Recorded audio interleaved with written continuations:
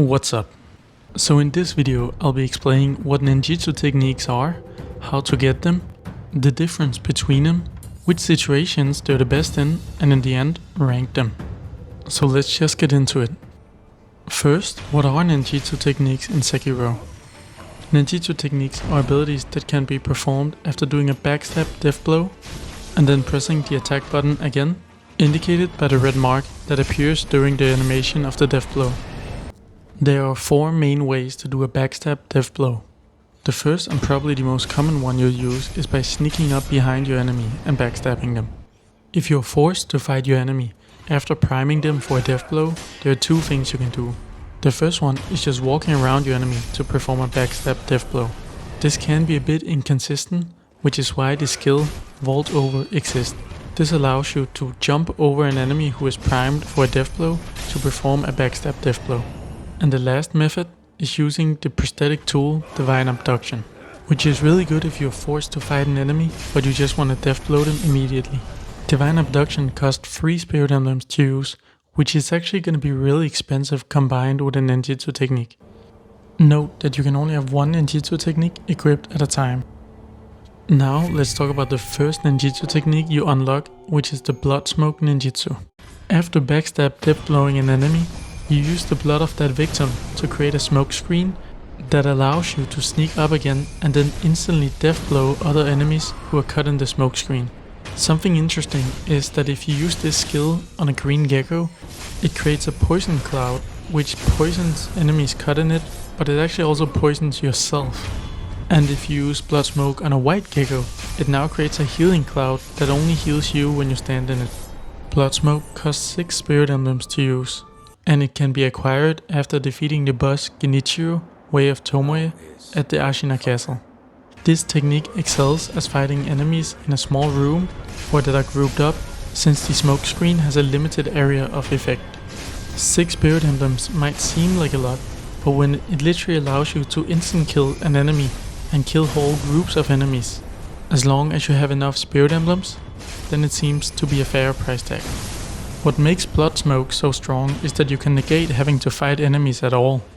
It doesn't work on bosses or mini-bosses, but it can still be a really good get out of jail free card if there's mobs near the bosses or if you're just surrounded by a lot of standard enemies, because of this blinding effect that works as a distraction. Because of its limited range, it's unfortunately useless when enemies are far apart. Overall, it's really strong, and especially against mobs of enemies. But it has the huge downside of having some specific conditions that need to be met for it to actually have any effect. Now for the second ninjutsu that you unlock, which is the Puppeteer ninjutsu. So you jam your fingers into the head of the victim you just killed, gaining control over the dead body's nervous system, now helping you fight for you for the next 45 seconds. If you backstab your own puppet and use the Puppeteer ninjutsu on it again, it will reset the timer and the puppet will also regain its health. There isn't a limit to how many puppets you can have, as long as you can keep them up within that 45-second timer. It costs 5 spirit emblems to use, and you can acquire it after defeating the boss Folding Screen Monkeys at the Senpo Temple. The biggest strength about the Puppeteer ninjutsu is that, at best, you can let other enemies play the game for you, and at worst, you gain a supporting enemy that will help you fight, which is really good against groups of enemies, turning a 1 vs 3 into a 2 vs 2. And with mini-bosses that have mobs nearby, this can be a big advantage on taking them down. And you can in fact also, after taking down the mini-boss, turn the mini-boss into a puppet. If you would like to see a mini-boss go absolutely behemoth on some of the standard enemies. Unfortunately, there's no main bosses that have mobs around that can help fight with you. Also, it has one downside that can be slightly annoying at times. Your puppet is just mindlessly fighting for you, meaning that if it, for example, makes a big swing and you walk in, you can actually get hit by your own puppet, taking damage from it, making it kinda hard to fight with your puppet at times. So overall, the Puppeteer ninjutsu is really good at lowering the difficulty of many situations, and it can borderline play the game for you with just a little setup. The third and also last ninjutsu technique you can get is Bestowal ninjutsu. When you stab your enemy after finishing them, You curse your own blade with their blood, making it wrap around your katana. This extends your attack's reach and add a little more vitality and posture damage, while also adding chip damage through blocks. And this is really cool. If you use Bestowal on a green gecko, it now adds poison to your attack, and you can extremely easy proc the poison on your enemies. But it gets even better. If you use Bestowal on a white gecko, you now instead gain lifesteal on each of your attacks. It makes me kinda sad that they both added this feature for Bestowal and Bloodsmoke regarding the geckos, but the geckos are so few and far in between, so it's very rare that you get to use these ninjutsus on them. Bestowal lasts for 30 seconds and it costs 7 emblems to use. It can be acquired by defeating the boss Headless Ape in the Ashina Depths and permanently severing its immortality with the Mortal Blade. Because Bestowal is a sword buff, it gets generally better the more successive hits your combat art or prosthetic tool does.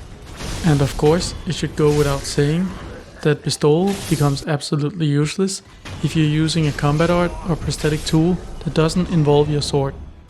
Because Bestowal extends your attack's reach, it effectively adds an AoE effect. That, combined with the chip damage, can make many mediocre combat arts actually pretty solid. It's really good throughout the whole game, and it's beneficial both against mobs, mini-bosses, and even some main bosses that have a standard enemy nearby. Overall, Bestowal is amazing for just pumping out raw damage, plus the added utilities sprinkled on top. The different ninjutsus have their individual different use cases and utilities. Bloodsmoke is really strong in small spaces. It's good at creating space or distractions, and just instant killing difficult standard enemies. Puppeteer is a really good supporting or cheese tool, and really effective if you want to play the game at easy mode / autoplay. Bestowal is such a good sword buffer that scales with your own mechanics, and it makes okay fighting tools good and good ones amazing. If I had to rank them, I would probably go Bloodsmoke third because of its limited circumstances where it's effective. And not that much better, I would put Puppeteer in second for its universal supporting capabilities. And lastly, at the number 1 spot, I have to put Bestowal, since it scales drastically with the skill of the player and will way more consistently benefit you against both mobs, mini-bosses and bosses. So I hope you enjoyed this video about the ninjutsu techniques in Sekiro. If you have any critique or an idea for a video you would like to see, then please put it in the comments down below. Anyways, I've been Reyes Tarnished, and I'll see you in the next one.